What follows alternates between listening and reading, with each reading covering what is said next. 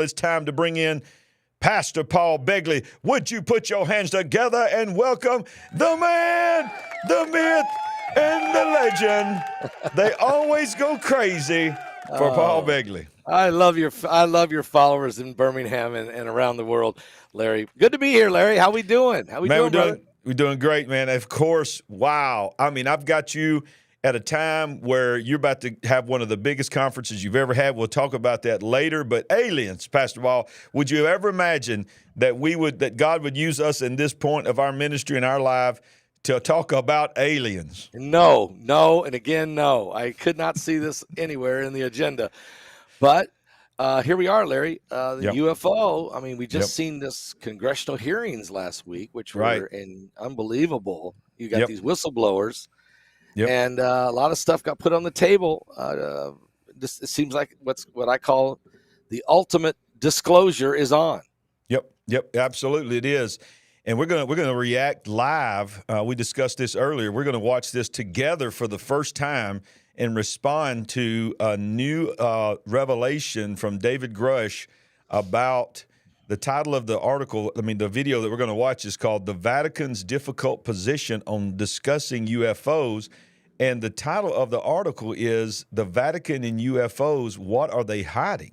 So we're going to react to that in just a minute. But before we get into that, Pastor, so what is on your mind? I know you breaking news all the time. And my goodness, you could do breaking news every 45 minutes now. It's just so insane. But right at this time on this Thursday evening, getting ready to go into your live program tonight with Mike from around the world and many other things that are happening, what is on your mind when it comes to our country and globally? Well, our country, it's big right now. What's happening is the indictments on the former president, Donald Trump.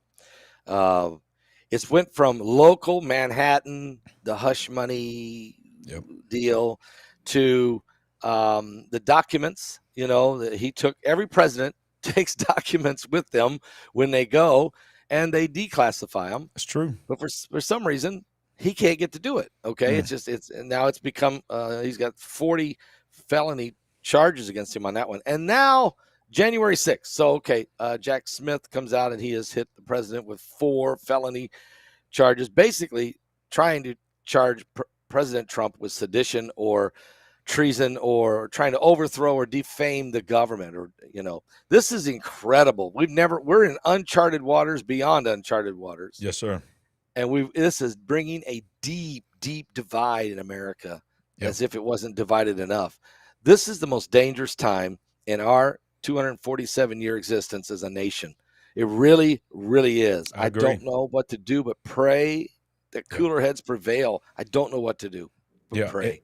And Pastor, one of the things that I heard a commentator say this week, and I thought this is an excellent point, all of this that's happening to President Trump and all the accusations now, January 6th indictments and all this indictments on supposedly him tampering with the election, I think, and I want to ask your opinion on this, let's just say hypothetically, I think you both believe that the Democrats are already trying to do everything they can do to find who's going to be replacing Biden. They don't want Biden to run.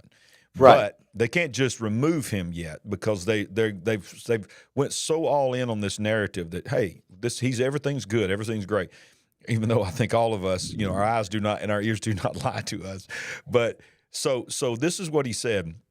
This commentator, he said, let's just say hypothetically Biden does run against Trump, and they both are running against in this rematch.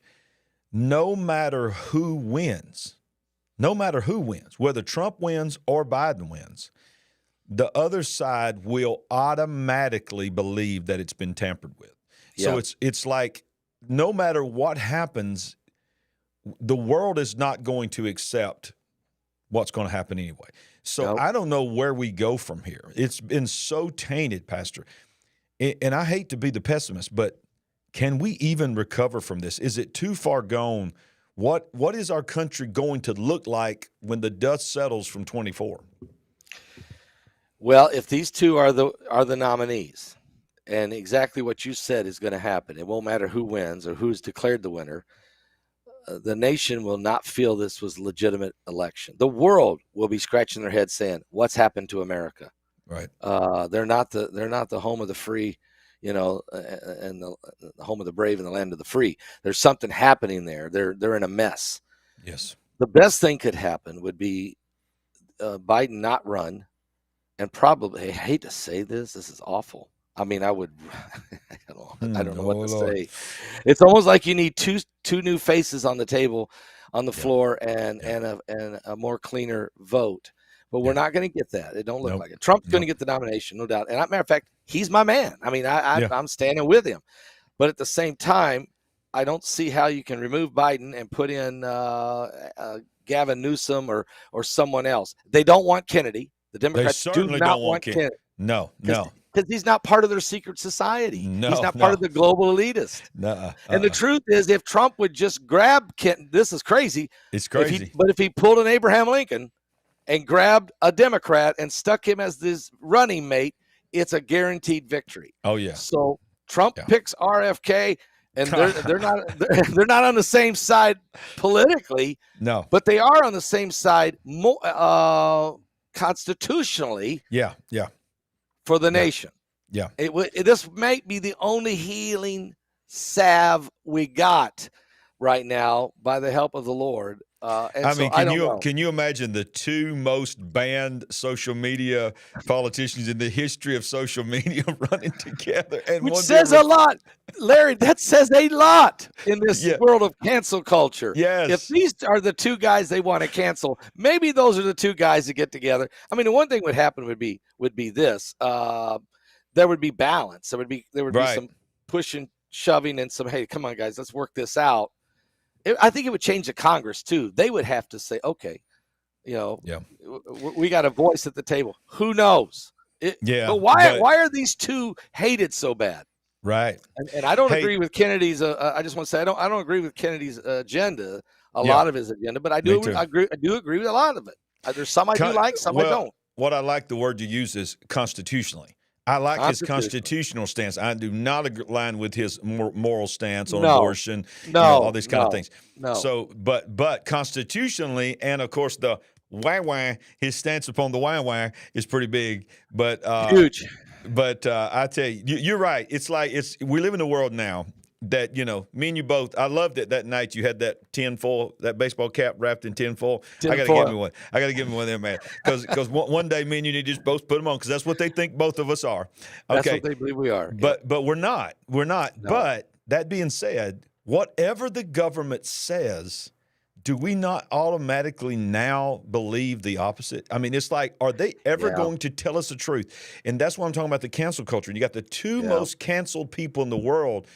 Just like this movie, Sound of Freedom, with Jim Caviezel and all of this. Yep. When the media and the establishment is going so hard against a movie to delegitimize it, say it's a QAnon and all this kind of stuff, and then you got the two most canceled people in the world, you automatically say, why do you want to cancel them? What is he really trying to expose? Why do you want to cancel this movie? What is this movie really exposing about you? Why did you want to cancel Jason Aldean and try this in a small town? Why? Which just now went number one on the Billboard's 100 best songs. I mean, not the top country song, the top song in the world right now. Wow. Just hit this morning. But why did you want to cancel it? Yeah. Why do you want to cancel Kennedy's view on the? And why do you want to? And why do you want to cancel Sound of Freedom when obviously children are being abducted and trafficked all over the world? So why would we believe anything they say when everything they say is the opposite of what the people and what the Bible and what we really want? You know? Well, let me one more thing, and we'll get off Sound of Freedom. But this, I don't know if you knew this, Pastor. The other day, I was reading news, and I saw something about this movie Barbie and Oppenheimer that just came out. It came out in the same weekend. They had a big, huge, number of people sold tickets. It was a huge opening. Well, this is what it said, Pastor. And this right here was enough for me to go, my God, why? I mean, if you needed another sign, the whole article, and I'm not making this up, the whole article talked about Barbie being number one, Oppenheimer being number two. Now listen to this. They covered the number 4 movie, 2 paragraphs, which was Mission Impossible. Yeah. And they covered another movie called Talk to Me, which was number 5. The entire article, they covered number 1, number 2, number 4, and number 5, and never mentioned what movie was number 3 that beat Mission Impossible, Sound of Freedom, because it's now pushing $175 million. And I thought, you couldn't even say just one sentence, and the number 3 movie was Sound of Freedom. It was like they just avoided the whole subject. And when I read that, I was like, tell me that you are for human trafficking without telling me you're for human trafficking. That's what you're seeing. This is why you'll never see the list of the Jeffrey Epstein clients. You'll never see it. You will never see it. And this is the one. I mean, think about it. The borders are wide open. People are being trafficked. Drugs are being trafficked. Everything's being done. And if you bring it up, or if you're trying to stand up for it, boy, you just the wrath of hell, the gates of hell come against you, basically. And so I say we can't believe what's being told. We better go to the Bible. We better go to our churches. We better listen to our pastors. Yes. Because really, that's where you're going to get the truth. You're not going to get it out there in the world or the media. You're just not. Well, real quickly, Pastor, transitioning away from politics and away from our election, what is the latest that you're hearing on the ground with Benjamin Netanyahu, what's happening in Israel? Because we as believers, and certainly as pastors, we're told to watch Israel. It is the key to everything, because that's where everything's going to go down. That's where everything's going to happen. We're to pray for the peace of Jerusalem. Has things settled down? Are they getting, I know there was a soft coup attempt that he was in the hospital, all these kind of things. Where are we now in Israel and maybe even in Bible prophecy? Well, we're in a spot where the cup of trembling. Where if I had a coffee cup right now, I would just tell you. I got you one right here. I got you. All right, the king's goblet is shaking now. He's trembling because the nation is becoming very divided in Israel. They've had 5 elections in 4 years.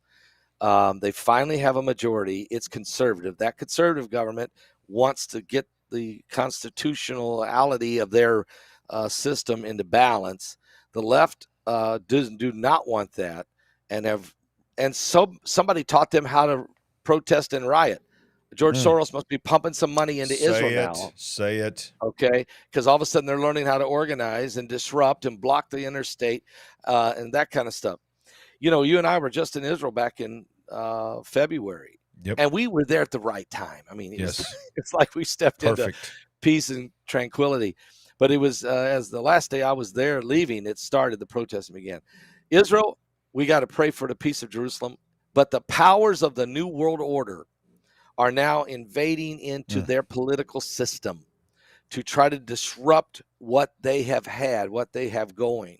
And this is part of prophecy, to bring the enemies surrounding Jerusalem. Matter of fact, I'll just say this. Joe Biden just sent Jake Sullivan to Saudi Arabia to try to build, he said he was going there to build normal relationships between Saudi Arabia and Israel. That's what he said he was going for. That's not what was going on. When he got there, the discussion was totally about parting the land of Israel, dividing Israel into 2 states. And Saudi Arabia saying, we're not going to have any kind of relationship with Israel until they're willing to part the land. So it's the same agenda we've seen John Kerry had. We've seen it with Barack Obama. We've seen it with Bill Clinton.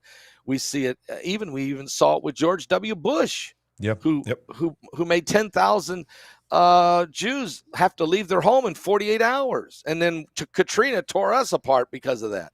Yeah. So, we got to really keep our eye on this, what's going to happen with Israel, with Netanyahu, and this whole situation, because it's huge, whether or not they get this judicial reform of some sort done. Big. Well, he came straight out of the hospital having that pacemaker put in, and you got to give the guy credit. I don't remember how old he is. Do you remember? He's 70. 70. So 70-year-old man had a pacemaker and went straight from the hospital to the Knesset and set in on the vote of the initial vote and said, you know what, we're still going forward, and with the first phase of it. So, Pastor, for our listeners, now I know you have broke it down on the coming apocalypse on your show, but for the big picture and the Kingdom Intelligence Report listeners, can you take a few minutes and explain to our viewers what is he trying to do with the Supreme Court? Because the narrative that we're getting through the news is that he's trying to do away with, checks and balances. He's trying to create a dictatorship. What is Benjamin Netanyahu actually and his party trying to do with the Supreme Court? What he's trying to do is bring a balance, because right now the Supreme Court, which has, I think, 15 justices, are not elected. They're not even screened and voted on in the Knesset like we would do in our Congress and our Senate. They're, each one of these justices, when they're ready to retire, picks their own replacement. What? Okay. Yeah, they just pick their own. And 13 of the 15 are liberal. Okay. So it doesn't matter. And there's no constitution in Israel. There is no constitution. Wait a minute. They don't even have a constitution? There's no constitution. So the Supreme Court doesn't rule based on the Constitution. They rule based on how they feel about it. It's called reasonability. Is this real? This is real. So if you're in the Knesset and you vote and you pass a law, this is the law. Someone don't like it, they take it to the Supreme Court. The Supreme Court hears it and says, you know what? We don't agree with it either. It's out. Okay. Based on what? You don't agree with it based on what? This is why I've been saying repeatedly now, and I've been saying this for the last 15 years. Hey, Israel, you better write a constitution. You got to have a constitution. You can't. And so what Netanyahu is saying is, whoa, we can't pass nothing no more that's conservative. Right. Because they kick out every one of them. Because they just feel. You're saying just because they feel. They just don't like it, and they got the right to overturn it just because they don't like it? Just because they don't agree with it, that they feel like it ain't right in their own opinion. So, based on what? There is no constitution which to base it on. Matter of fact, when Israel first became a nation, the reason they didn't write a constitution was they wanted to go by the word of God, by the Torah. They wanted the Torah to be the Constitution. Well, that might work in a religious world, but that won't work in a secular world where now you have the left completely in control of a court that can do whatever it wants because there's no baseline. There's no, what does our Constitution say? That's what we do here in America. And our justices don't pick their replacement. Yeah. They're replaced after the president chooses a potential nominee who has to go through the scrutiny of the Senate. Okay. Unreal. This is what Netanyahu's trying to do, is change how these justices are selected, that they have to be voted on in the Knesset, and they can't rule based on how they feel. They have to rule on whether or not the law, and then again, but based on what on the law if you don't have a constitution. So I think he wants to do a complete reform to save the nation. That's in his mind. Boy, that is not the narrative that is being spun. By no means. You have not heard that anywhere, ladies and gentlemen. I mean, that is incredible. So first of all, let's review. They don't have a constitution. Don't have a constitution. So I don't know what their precedent is based on. Their rulings. Based, you're saying feelings. And I've heard this part that he said, we rightfully won the majority.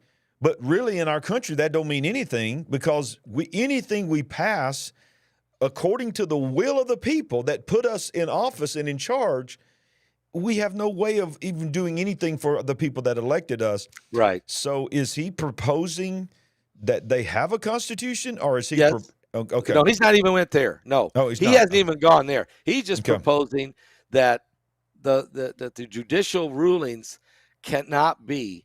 The court cannot just rule based on feelings. What he's proposing is this. Okay, court, you can rule, but once you rule, it gets kicked back to the majority, who then will make the ultimate decision with a vote again. If you don't kick it back, we don't have to vote again. It's through.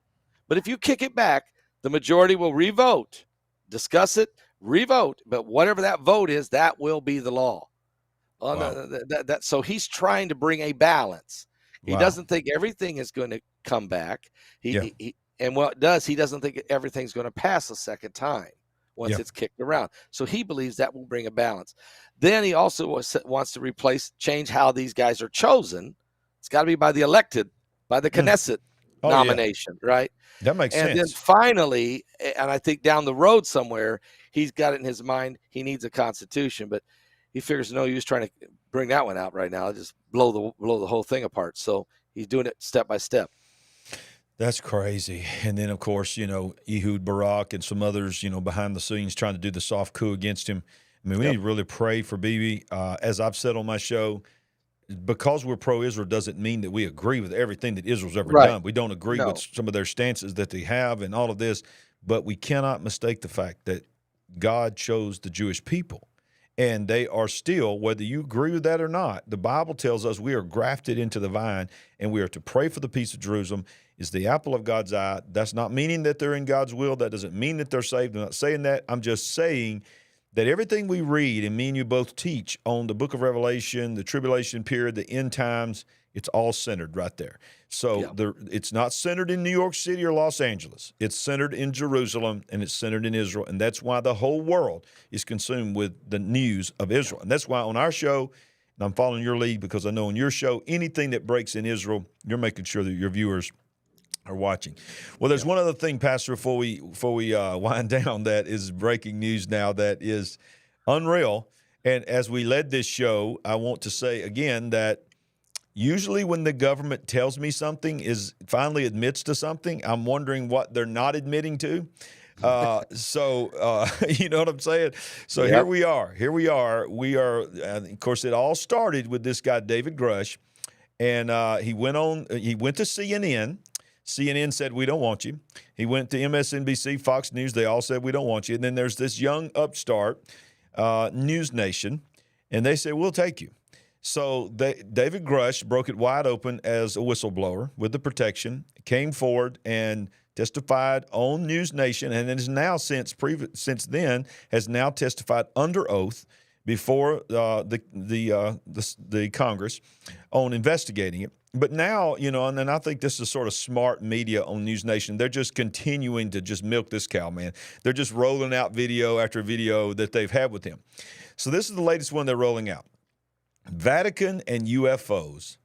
What is in the archive? David Grush previously claimed that the Vatican was part of a UFO cover-up. Vatican press office has not yet responded for comment. And the Vatican may be waiting for U.S. to respond first. And this is the reporter here. So I'm going to play a little bit of this video, and then we'll just stop it at some point, and we'll comment on it. Difficult situation. Let me back it up here Bringing to Ross the beginning. Coulthart now. He's the investigative journalist whose News Nation interview with whistleblower David Grush was the impetus for the congressional hearing. Ross, thanks for being with us as always. First of all, what do you make of the fact that that Susie's been trying to get a comment from the Vatican, and it seems like they're just flat out not going to comment?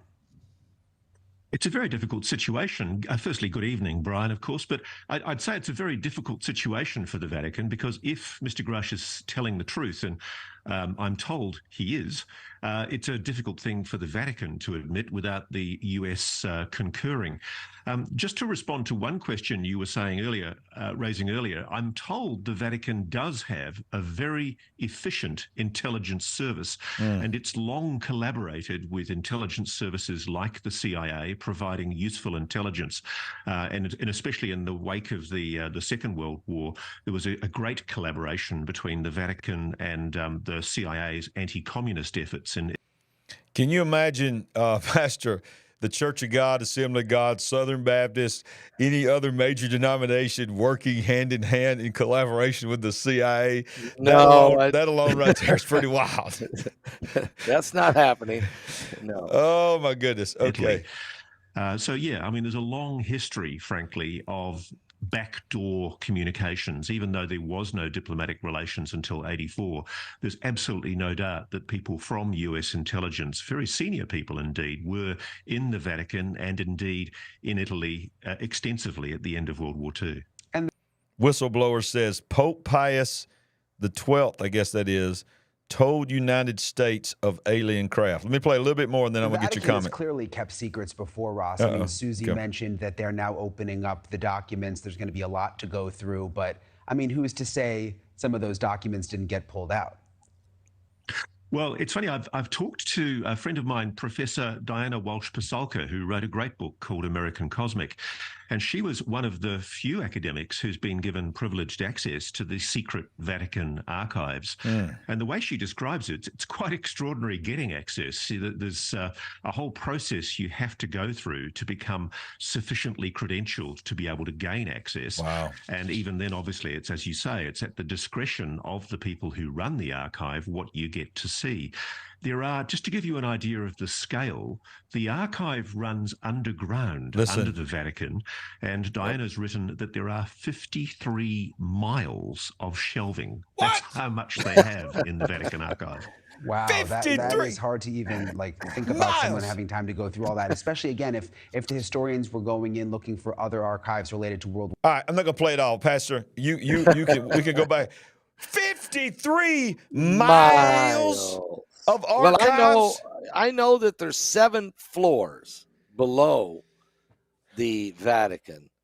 The archives are what's called in the most of them are in the 7th floor, and it is miles. I didn't know it was 53, but it is miles. It is insane. It's 2,000 years worth of history.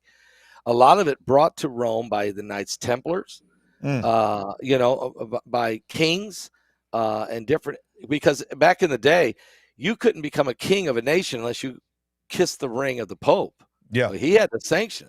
So, and there was a lot of information being gathered. And the Knights Templars, they really would go into Jerusalem. I mean, they probably took the menorah. I mean, I've been working with a rabbi right now by the name of Harry Moskov. Harry has now become the liaison between the nation of Israel and the Vatican over some of the stolen vessels from the Second Temple that were actually stolen by the Knights Templars and by when they tore down the temple in 70 AD.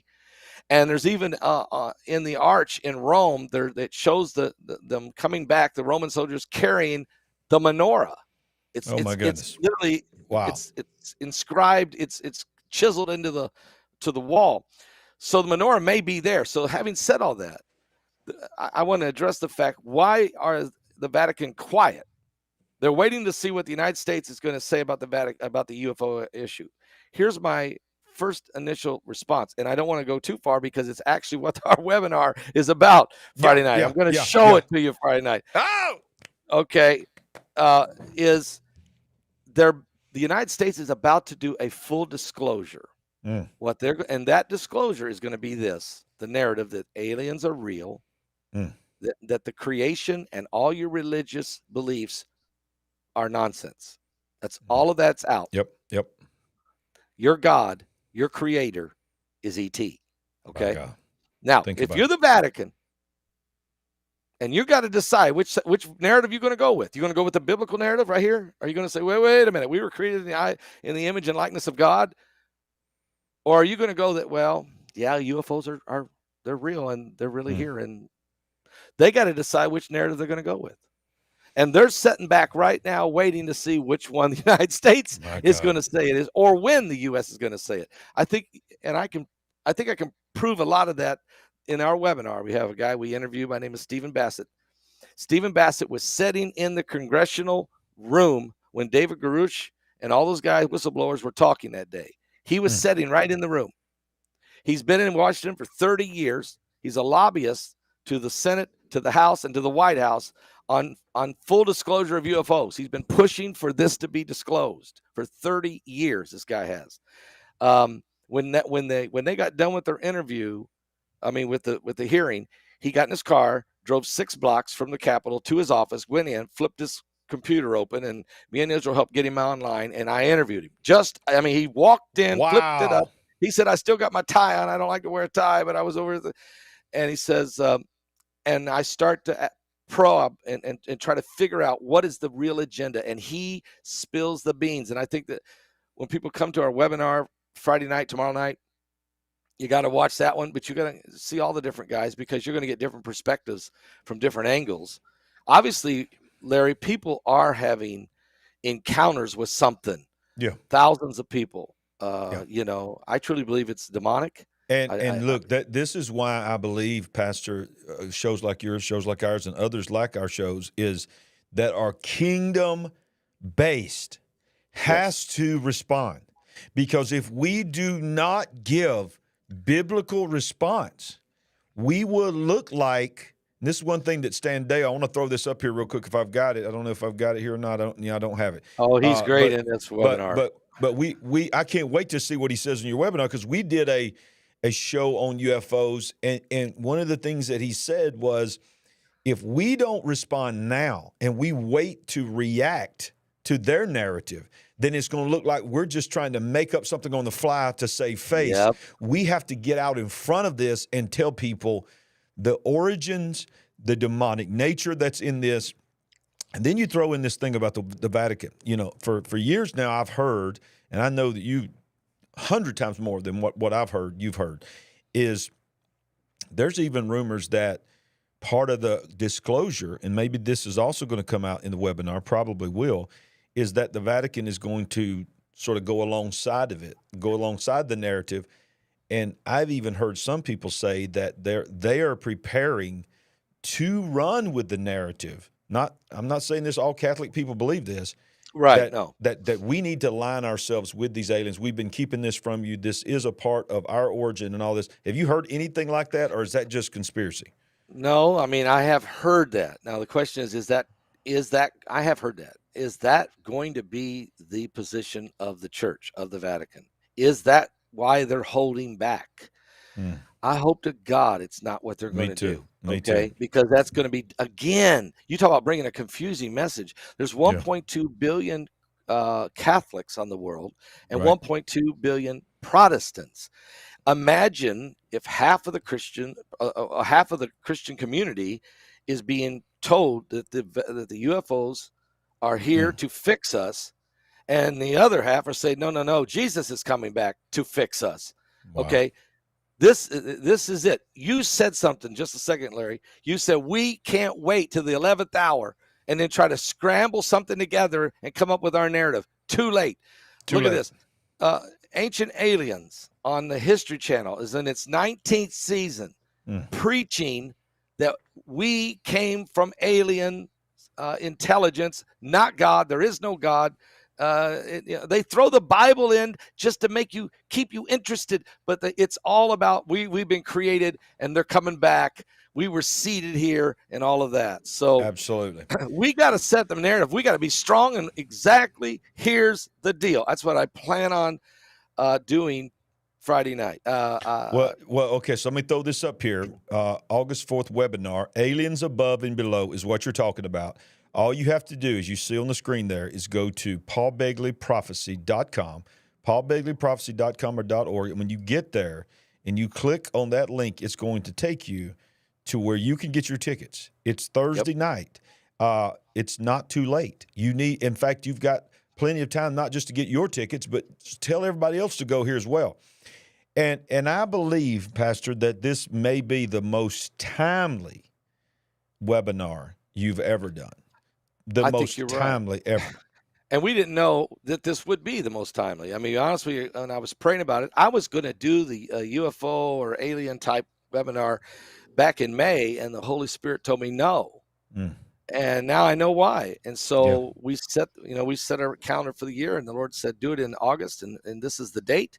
And now I know why. Because the Lord knew when they were going to be doing these hearings and that this would raise to this level. It is unbelievable timing, but that's because it is God's timing on definitely here.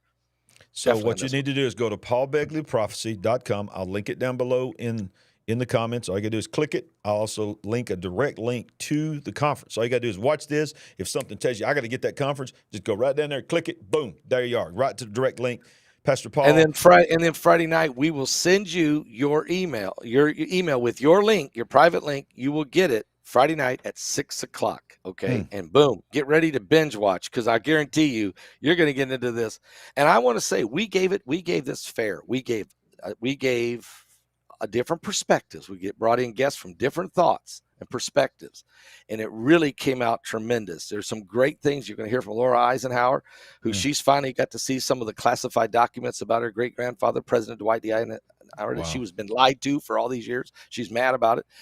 There's some great. Stan Dale's incredible. Mike Around the World's off the chain. and these other guys it's unbelievable. I can't even think about them all. As a matter of fact, even Rex Bear, Rex Bear, who a lot of times is out there. I love him, but he said, look, I studied the origin of this whole thing, Paul, and it's rooted in the occult. Wow. Wow. That's huge. So, that's huge for him to say that. Wow. It's going to be big. It's going to be big. Well, Pastor, I thank you so much for coming on our show. And to those that might be just now finding our show, The Big Picture, I want to let you know our biggest show of the week that we do, Sandy and I co-host a 2-hour news show where we cover, yes, it's 2 hours, brother. 2 hours. You're going to wear yourself out, brother. Praise God. I know it. Listen, last Monday night, it was 2 hours and 20 minutes of nonstop news.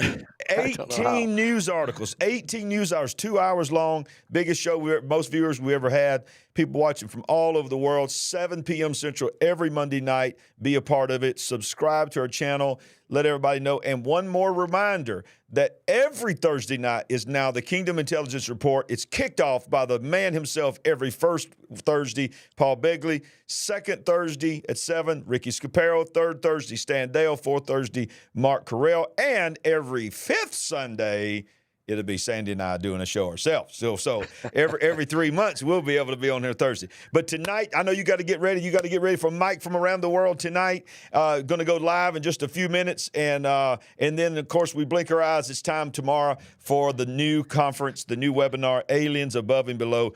Pastor Paul, once again, thank you for being a part of the Kingdom Intelligence Report. Hey, thank you, Larry. I love being a part of the big picture here. Kingdom Intelligence Report. Awesome. Can't wait, folks, to be back every month. Are you serious? Wait a minute. Wait a minute. October. We didn't say nothing about October real quick. October. Oh, yeah, please. You're going to be in Birmingham, Alabama for our Elevate Conference, October 4th, 5th, and 6th. And then October the 8th, that Sunday morning, you will be preaching at my church, Solid Rock Church. You want to say something real quick about that? I'm telling you, folks, if this is one conference a year that you travel to, this is the one you want to go to. It's amazing every night. Every night. I mean, Rod Parsley's, you didn't even bring his name up. Yeah. Rod Parsley's preaching Thursday night. The speakers are incredible. The praise and worship is amazing. Pastor Larry is just on fire, and his wife, Sandy, we love them. And I can't wait to be there. Be there on Sunday morning, folks. I'd love to meet you. And we'll link that down below, too. Thank you, Pastor Paul. You and Heidi have a wonderful day. We love you guys. God bless. God bless. And to the Big Picture audience, we want to say thank you from the bottom of our hearts for all that you do to be a part of our big family and all the support that you have given us for now our television program that is right now launching in the month of August 2023, being seen by potential millions of homes. We thank you for all you did to make that possible. Don't forget to like, don't forget to subscribe, and don't forget to invite people to join us here on The Big Picture, where we always remind you, no matter what and no matter who's on the show, we ain't woke, but we are certainly awake. We'll see you next time. Be blessed.